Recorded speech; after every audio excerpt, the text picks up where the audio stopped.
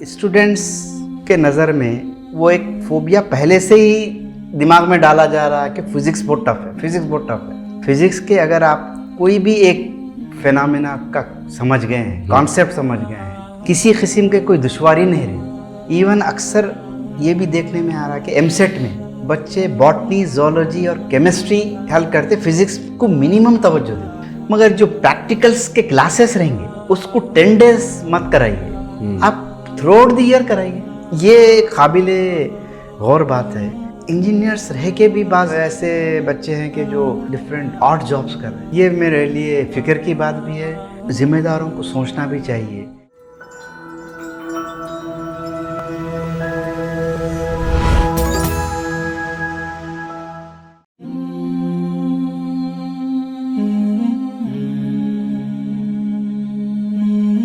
नाज़रीन अस्सलाम वालेकुम।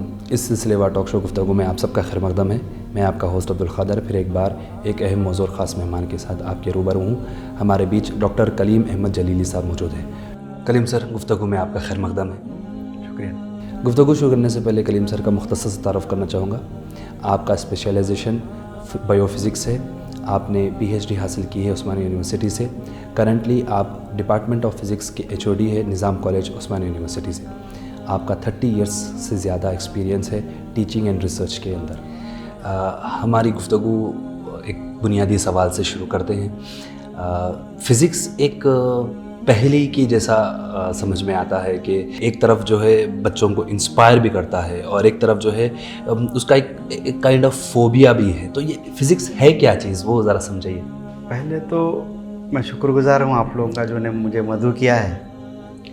फिज़िक्स के ताल्लुक़ से जैसा कि आप बताएं कि फ़ोबिया है, मगर नेचुरल साइंस है फ़िज़िक्स। यानी हम फ़िज़िक्स में जो भी हम देखते हैं, अब चलने का अंदाज़, बैठने, उसमें सब फिज़िक्स है। बट स्टूडेंट्स के नज़र में वो एक फ़ोबिया पहले से ही दिमाग में डाला जा रहा है कि फ़िज़िक्स बहुत टफ है, फ़िज़िक्स बहुत टफ है। हालांकि फ़िज़िक्स के अगर आप कोई भी एक फेनामिना का समझ गए हैं, कॉन्सेप्ट समझ गए हैं, तो किसी किस्म के कोई दुश्वारी नहीं रही। बच्चों में शुरू से ही, इवन पेरेंट्स भी यही करते हैं कि फ़िज़िक्स बहुत टफ है जी। इवन अक्सर ये भी देखने में आ रहा है कि एमसेट में जी बच्चे बॉटनी, जोलॉजी और केमिस्ट्री हल करते, फिज़िक्स को मिनिमम तवज्जो देते कि उतने मिनिमम मार्क्स आ रहे नहीं आ रहे। तो वो फोबिया निकालना ज़रूरी है। वो कैसा निकल सकता कि स्कूल लेवल से बच्चों को सही अंदाज में फ़िज़िक्स के कॉन्सेप्ट की, फेनोमेना की सही तौर पे उनको समझाया जाए। जी। एक नंबर 1। दूसरा, स्कूल लेवल पे उनको प्रैक्टिकल ओरिएंटेड कुछ वर्कशॉप्स, जो टीचर पढ़ा रहे हैं उनके लिए वर्कशॉप, ताकि वो वर्कशॉप अटेंड करके बच्चों को एक्टिविटीज़ कराएं। जब बच्चे एक्टिविटीज़ कराएंगे तो वो फोबिया निकल जाएगा। जैसे हरारत है, हीट का फिनोमेना है, बहुत इजी है, कंडक्शन, कन्वेक्शन, रेडिएशन, उसको बता सकते हो लोग। बताने के बाद बच्चों को आसान हो जाता। जैसा कि एक एग्जाम्पल दे रहा हूँ मैं कि अब अगर एक सर्दी है, बच्चा एक ब्लैंकेट ओढ़ लेता है, सर्दी कम होती, मगर अगर 2 ब्लैंकेट ओढ़ते है तो सर्दी बहुत कम हो जाती। अगर बच्चे के पहली ब्लैंकेट की थिकनेस मोटी ज़्यादा रहे तो भी 2 ब्लैंकेट रहने से बीच में एयर इज एन इंसुलेटर, तो बच्चों को वो उसके लिहाज से आप एक्सप्लेन कर सकते वो कॉन्सेप्ट वो। तो बच्चों ऐसे कॉन्सेप्ट्स है अगर दिए प्रैक्टिकली, तो मैं समझता हूँ कि ये किस हद तक ये फोबिया, क्योंकि स्कूल में ही उनको बता दिया जाता फिजिकल साइंस में केमिस्ट्री पे ज़्यादा तवज्जो दो, फिजिक्स का पार्ट बाद में रहेंगे। टीचर्स, कई टीचर्स मैं देखा हूँ, कई टीचर्स से मैं वाकिफ़ हूँ, वो फिजिकल साइंस में केमिस्ट्री का पार्ट ज़्यादा पढ़ाते, पहले वही, बाद में फिजिक्स का। तो कलीम सर, एक माइंडसेट की तब्दीली की ज़रूरत है यहाँ पे टीचर्स की तरफ से, जो ख़ास तौर पे स्कूल के लेवल पर है। अगर हम फ़िज़िक्स का जो रोल है वो साइंस को प्रोग्रेस करने में, जैसा हम अगर देखते हैं ख़ास तौर पे वर्ल्ड वॉर 2 से पहले, वर्ल्ड वॉर 1 के टाइम पर फ़िज़िक्स के अंदर जो तब्दीलियाँ आए जो डेवलपमेंट आया और उसका जो रिफ्लेक्शन हमारी सोसाइटी के अंदर डेवलपमेंट में जो आया है उसको हम सामने रखते हैं। फिर NEP जो अभी लेटेस्ट आया है अपने हिंदुस्तान के अंदर, तो ये दोनों के कॉन्टेक्स्ट में फ़िज़िक्स का रोल क्या रहेगा और किस तरीके से तब्दीली आएंगी पिछले 40 साल में जिस तरीके से फ़िज़िक्स पढ़ाया गया था और अब फिर आने वाले एक 10-20 साल के अंदर पढ़ाया जाएगा, उसके बारे में थोड़ा बताइए। पहले के जो साइंटिस्ट जैसा कि है जो डिस्कवरीज करे हैं, बहुत साइंटिस्ट काफ़ी मशहूर साइंटिस्ट है, न्यूटन है, मैडम क्यूरी है, आइंस्टाइन का तो E = mc² का था। तो उसके बाद क्वांटम फिजिक्स की डेवलपमेंट हुआ। जैसे श्रोडिंगर एक मशहूर साइंटिस्ट है, वो क्वांटम मैकेनिक्स का बुनियाद बना। पहले क्लासिकली क्या था कि एक बॉडी रखी हुई है तो रखी हुई रही, मगर अब क्वांटम मैकेनिक्स के थ्रू ये कि नहीं, it may gain some energy and it may move. True. अब जो तब्दीली आ रही है फिजिक्स में, हम देखेंगे कि सिलेबस में काफ़ी तब्दीली आई, नंबर 1, और आएंगी। अब जैसा कि BSc में काफ़ी सिलेबस में काफ़ी चेंजेस आ गए, काफ़ी चेंजेस आ गए। नैनो साइंस का एक पेपर BSc लेवल में इंट्रोड्यूस करे हैं ये साल से। It is an optional, the student go for the project और दे में आउट दिस नैनो साइंस। और एक अहम चीज़ बोल रहा हूँ कि एक फिजिक्स की हद तक कि एक इलेक्टिव का इंट्रोडक्शन हुआ है अभी BSc के लिए फाइनल ईयर, जेनरिक इलेक्टिव। तो आर्ट्स के स्टूडेंट्स साइंस का एक इलेक्टिव ऑप्ट करेंगे और साइंस के स्टूडेंट्स ऑप्ट का। तो फिजिक्स में हम रिन्यूएबल एनर्जी रखे थे। अब अभी हम निज़ाम कॉलेज में, I am surprise that many students opt for that renewable energy sources. It is actually surprising for me. जी, we have given options Google form and we have explain the thing, but most of the arts students, तो students में भी awareness आ रहा। जी, ये बताना चाहता जी। अगर हम सोसाइटी को भी देखते हैं, यहाँ पर एक इंटरेस्टिंग शिफ्ट हो रहा है कि प्री पैंडमिक जो है आपको स्कूटर्स जो व्हीकल्स जो यूज़ करते थे, जैसे आप बोल रहे स्टूडेंट्स जिस तरीके से डिजिटल प्लेटफॉर्म्स यूज़ करना शुरू कर दिए, उसी तौर पे अभी पैंडमिक के बाद जो है इलेक्ट्रिक व्हीकल्स का बहुत ज़्यादा चलन आ चुका है कि ओला की स्कूटर्स के बारे में बताया जा रहा है कि वो कई हज़ार करोड़ के सेल्स हुए हैं उनके अभी 2-4 दिन के अंदर। तो ये जब आप जैसा बताया कि प्रैक्टिकल लाइफ में भी वो लोग चेंजेस दिख रहे हैं, मतलब फॉसिल फ्यूल से लेकर इलेक्ट्रिसिटी के ऊपर हमारा ट्रांसपोर्टेशन होने वाला है। तो यहाँ पर जो है बच्चों के अंदर वो इंटरेस्ट सब्जेक्ट वाइज फिज़िक्स के अंदर से ये तब्दीली भी आएंगी जैसे उम्मीद करते हैं। आएंगी। और मैं तो बच्चों को, जो बच्चे जैसा कि आजकल जो रुझान बढ़ रहा के या तो इंजीनियरिंग साइड जाएंगे या मेडिसिन जाएंगे। जी, ये MPC जो स्ट्रीम है, जो बेसिक स्ट्रीम है, जी, most of the students are not coming as a university faculty.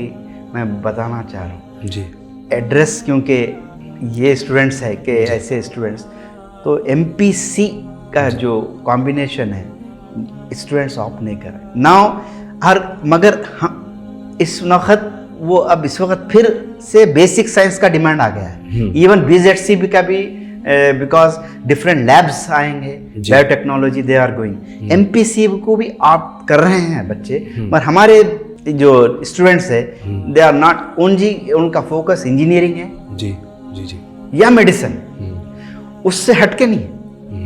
ये काबिले गौर बात है।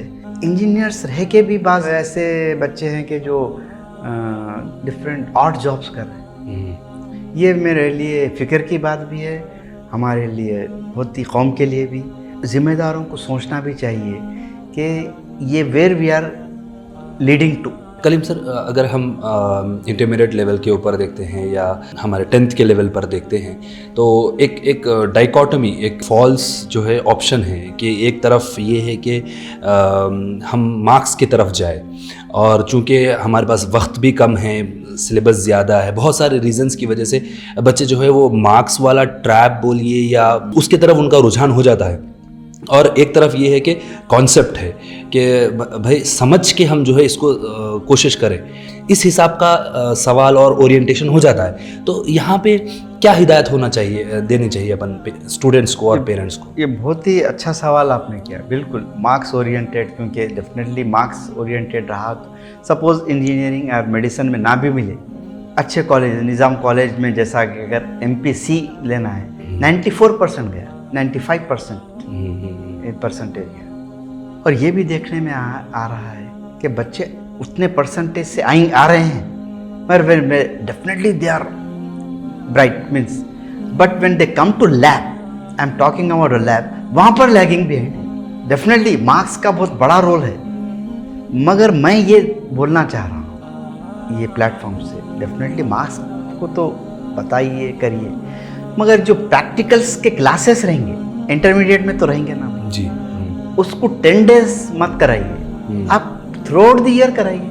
आप syllabus through out the year यानी 6 months, most of the colleges में लास्ट 10 डेज कराते, ये मेरे को भी अच्छी तरह से मालूम, लास्ट 10 to 12 डे।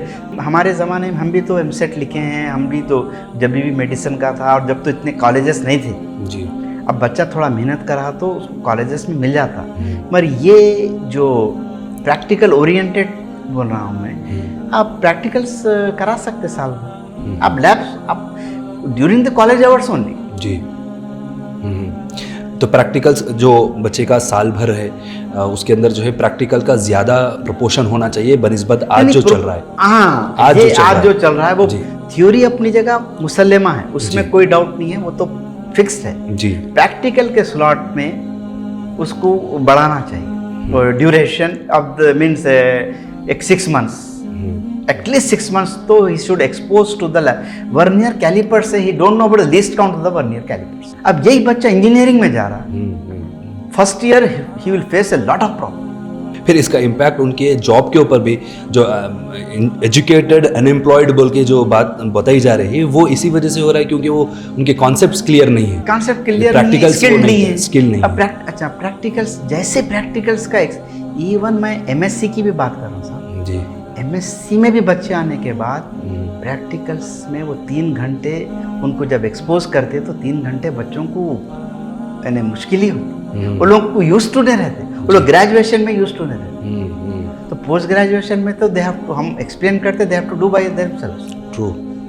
अच्छा, और उसमें भी प्रैक्टिकल ओरिएंटेड बच्चों को ग्राफ डालना नहीं आ रहा था, ये एक सबसे वेरी, हालांकि 9th-10th में बच्चे प्रैक्टिस करना चाहिए, एक्स एक्सिस पे क्या लेना है, वाई एक्सिस पे क्या लेना है, और कैसा division is equal to word scale division, वो कॉन्सेप्ट ही नहीं आ रहा सर। तो जब उन्हें I am sorry to say civil engineering है और दूसरे डिजाइनिंग है, तो वहाँ उसको कन्फ्यूजन 100% ग्राफिक्स है, जैसा वहाँ 100% आएगा, इंजीनियरिंग मैकेनिक्स है 100% आएगा। इवन मेडिसिन में बच्चे एनाटॉमी में फर्स्ट 2 क्लासेस में कई स्टूडेंट्स को मैं देखा हूँ, बेहोश भी हो गए एनाटॉमी के प्रैक्टिकल्स फर्स्ट 2 डेज ऐसा देखने के। उनको प्रैक्टिस नहीं होने की वजह से वो लोग एक्सपोजर नहीं है उनके पास। ठीक है, बायोलॉजी का मैं एडमिट कर रहा हूँ कि ठीक है, बॉटनी जोलॉजी में क्योंकि एथिक्स है कि ऐसा नहीं कर सकते, क्योंकि पहले हाँ हमारे पीरियड में था फ्रॉग का एक्सपेरिमेंट जो हमारे कलीग्स करते थे जी। इन फिजिक्स केमिस्ट्री तो we can go for that, chemistry में भी टाइट्रेशंस है, इंपॉर्टेंट पार्ट्स है, आप मॉलिक्यूलर वेट मालूम कर सकते हो, उन लोगों को कॉन्सेप्ट थ्रू प्रैक्टिकल्स देना है साहब। एक्चुअली पहले ज़माने में साहब इवन मॉडल्स लेके जाते थे क्लास में टीचर्स। नाज़रीन, हम यहाँ पर एक छोटा सा ब्रेक लेते हैं, ब्रेक के बाद गुफ्तगू जारी रखेंगे। अगर बच्चा MSc फिजिक्स करे, Tata institute of fundamental research, वो 1 साल का कोर्स करा, radiation safety officer, he will be getting that post in any hospital. Research opportunities आजकल है, as a full time research, CSIR fellowship है, नेट पास करने के बाद भी स्कॉलरशिप लेके आप ज्वाइन कर सको, उस्मानिया है। इवन मौलाना आज़ाद उर्दू यूनिवर्सिटी में PhD के प्रोग्राम्स है, जिसमें फिजिक्स में मैं भी एक को सुपरवाइजर। उसके बाद CCMB है, यहाँ पर NIN है, DRDO में भी जा सकता। तो नैनो साइंस आजकल लेटेस्ट है। आगे के जो जनरेशन है रिसर्च ओरिएंटेड है या डिफरेंट लेबोरेटरीज में, इनको चांस मिल सकता है।